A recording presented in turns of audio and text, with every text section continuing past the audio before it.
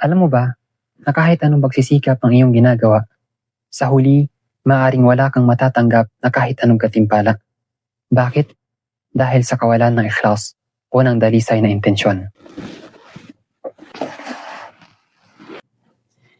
Ang ikhlas ay ang pagtatangi kay Allah ng may layunin at pagsunod, at ang pagdalisay ng mga gawa mula sa syirk at pagpapakitang tao.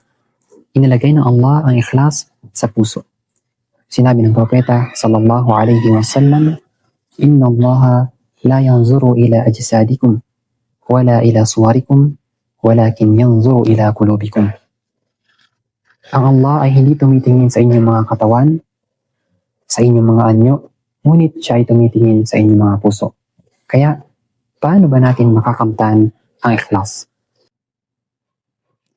Una, linisin ang puso mula sa kahit anong pagpapakitang tao, paghahangad ng papuri, o kaya ng kapalit tulad ng yaman at kasikatan. Pangalawa, huwag ipagmalaki ang iyong mabuting gawain upang ito ay hindi mawala ng saysay.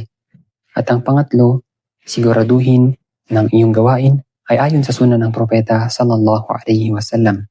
Kanyang sinabi, "Man amila amalan laysa alayhi amruna, fahuwa rad."